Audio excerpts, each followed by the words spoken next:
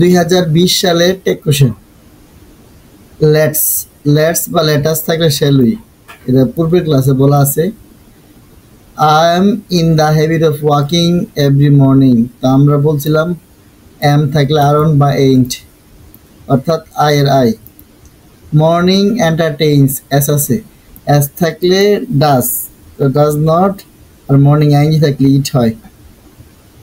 তারপর no one should miss the opportunity, তার মানে আমরা নো ওয়ান থেকে নট হয় না, শুড থাকলে শুড 24টা ভার্বের মধ্যে আছে, আর নো ওয়ান না নোবডি থাকলে দে হয়। হ্যাভ দিয়ে শুরু হইলে আমরা বলছিলাম বাক্যের প্রথমে always, never, kindly, please, have, তারপরে বি, লেট এগুলো থাকলে উইল ইউ হয়। গেল এই 5টা। তারপর Rajshahi board, you surely fail if you fail to plan, এখানে ইফ মানে এটা হচ্ছে কমপ্লেক্স বাক্য, কমপ্লেক্স বাক্যের পরের অংশ কাজ করা যাবে না, অর্থাৎ যেখানে কমপ্লেক্সের চিহ্নটা আছে, যেটার মাধ্যমে, যে ওয়ার্ডটার মাধ্যমে আমি চিনবো এটা কমপ্লেক্স বাক্য, তারপরের বাক্যটা হবে না। যদি ইফ ইউ ফেল কথাটা প্রথমে থাকতো তাহলে এই কথাটার বাক্যটার উত্তর হবে না। তো এখানে ফেল হচ্ছে ভার্ব 1 নাম্বার রূপ, এই জন্য ডু নট লাগবে, ইউর কোনো পরিবর্তন নাই। এ গুড প্ল্যান, স্কার্সলি থাকলে নট হয় না। তো এখানে কিন্তু আবার উই লেটস না, আমরা কিন্তু পড়ছিলাম লেটস থাকলে শ্যাল উই, এটা বাক্যের মাঝখানে, এটা মেন ভার্বে কাজ করছে। এস থাকলে ডাস, তো ডাস থাকলে ডাজ নট, আর এ গুড প্ল্যান কারণ নাম না, পুরুষও না মহিলা না, এই জন্য ইট।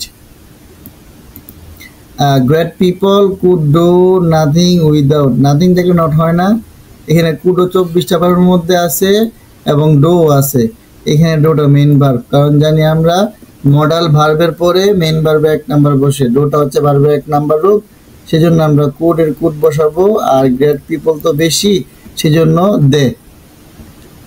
ফিউচার অলসো ডেয়ার নট, তো যেহেতু ডেয়ার নট একটা ভার্ব, নট যুক্ত হয় অক্সিলারি ভার্বের সাথে, সেজন্য ডেয়ার উত্তর হবে ডেয়ারি, আর ফিউচার তো কারোর নাম না, অন্য কোনো পুরুষ মহিলার নাম না, সেই জন্য ইট। আর প্ল্যান বিফোর প্রসিড, এখানে আসলে একটা ভার্ব থাকার কারণে বাক্যের প্রথমে ভার্ব শুরু হইলে এটা হয় উইল ইউ।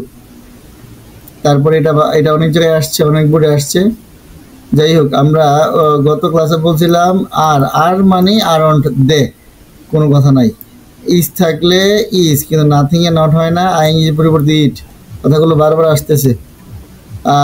এখানে সবটা হচ্ছে সাবজেক্ট, ভার্ব হচ্ছে উইল, সেজন্য উইল কি নট লাগালে আমাদের কি হবে ওন্ট, আর এখানে কন্ট্রিবিউশন তো কোনো পুরুষ মহিলার নাম না, সেজন্য it. We should never, never not হয় না, শুডের পরিবর্তন নাই, উইল কোনো পরিবর্তন নাই, অর্থাৎ should we.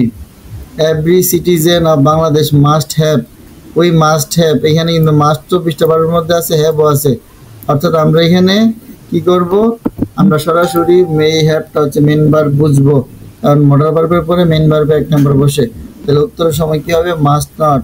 R every citizen আমরা পড়ছিলাম এভরিবডি, এভরিওয়ান, এগুলোর পরিবর্তে দেওয়া হয়, অর্থাৎ দেওয়া হয়েছে। তারপর হচ্ছে এভরিবডি রেসপেক্টস, এস থাকলে ডাজ হওয়ার কথা ছিল, কিন্তু এই নিয়মে এভরিবডির নিয়মে সেটা হবে ডো নট দে। দে ফট ভার্বের 2 নাম্বার রূপ, সেজন্য ডিড নট, দের কোনো পরিবর্তন নাই। দেয়ার স্যাক্রিফাইস হ্যাজ মানেই এখানে কম, এস থাকলে কম হয়, এই জন্য আমরা হ্যাজ অন্ট, আর দেয়ার স্যাক্রিফাইস বলতে আসলে পুরুষ মহিলা কিছু না, সেজন্য আমাদের কি এখানে ইট বসবে। তারপরে দেয়ার নেমস আর আছে মানে কোনো কথা নাই, আমি বলছিলাম আগে around they. We should never forget them, আমি একটু আগে এই বাক্যটা করেছিলাম, নেভারে কোনো নোট হবে না, শুড উই। তারপরে এভরিওয়ান ইজ, এই যে ইজ থাকলে আমরা এভরিওয়ানের ক্ষেত্রে আমরা আর বসাবো, তাহলে আরন্ট দে। হার্ডলি থাকলে নট হয় না, একটু আগে আমরা বলেছিলাম স্কার্সলি। ফরগেট ভার্বে 1 নাম্বার রূপ, সেই জন্য ডো নট হবে না, আর ওই কোনো পরিবর্তন নাই।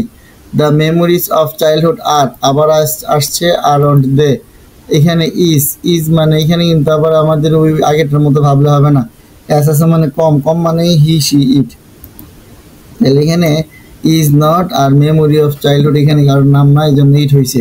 হু, গুরুত্বপূর্ণ একটা পয়েন্ট, হু ডাজ নট থাকলে বুঝবো এভরিবডির নিয়ম, আর যদি শুধু হু থাকে তাহলে নোবডির নিয়ম, তো নোবডি বা নান বসাবা, তাহলে এখানে ফরগেটস এস হওয়ার কথা ছিল, ডাস হওয়ার কথা ছিল, সেজন্য আমরা ডাস না দিয়ে ডো বসাবো।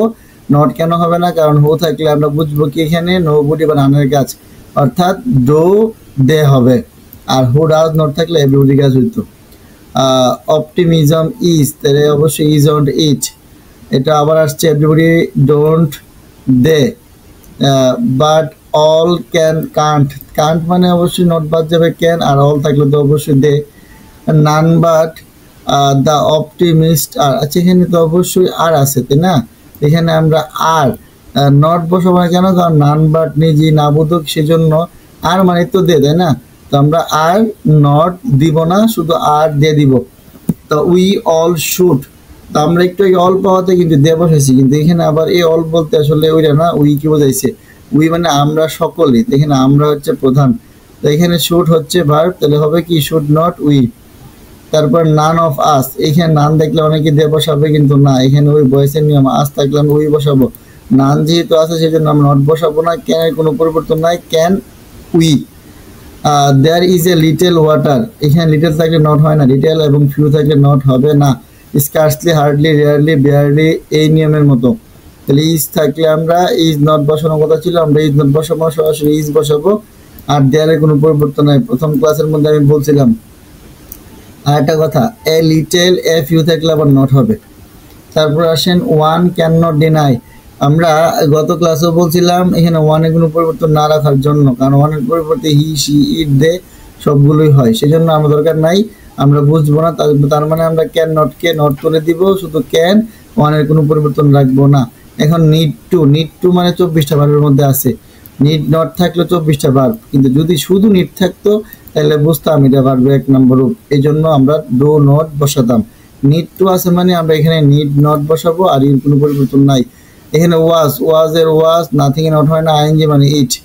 সর্বশেষ ইজ, আগেটার মধ্যে আসছে আমাদের এক বাক্য, ইজ নট হবে না, ইজ, আর আইএনজি মানে ইট।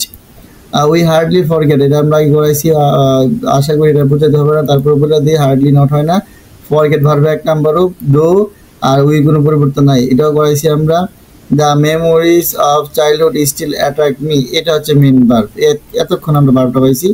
আর এটা ভার্বে 1 নম্বর রূপ, এটার পরিবর্তন হয় কি ডো, নট লাগবে, আর ডো মানে তো এস না, এস না থাকলে অবশ্যই আমরা দে বসাবো।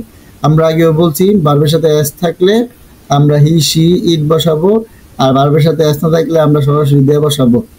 আচ্ছা, তারপরে কিন্তু পার্থক্য হচ্ছে কি, I, we, you, he, she, they, it, তারপরে দেয়ার, এগুলো থাকলে তো পরিবর্তন নাই, ওয়ান থাকলে পরিবর্তন নাই, এগুলো থাকলে তো এগুলোই বসবে, আর না থাকলে আমি বলছি যেটা ভার্বের সাথে এস থাকলে আমরা হি, সি, ইট বসাবো, আর যদি ভার্বের সাথে এস না থাকে তাহলে আমরা অবশ্যই দে বসাবো, যেহেতু এখানে ভার্বের সাথে এস নাই, ডো হবে, অবশ্যই আমরা কি সামনেরটা দে বসাবো। সিম্পল থিংস আর, অবশ্যই এখানে আর আছে, আর অন দে।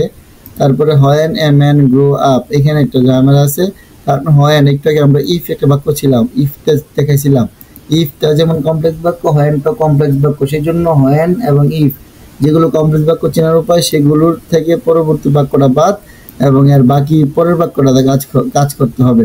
মে থাকলে মে নট, আর এর কোনো পরিবর্তন নাই। আশা করি আমরা এই ক্লাসটা বুঝতে পারছি, আবার আমরা নেক্সটে আবার একটা বুট নিয়ে কাজ করবো।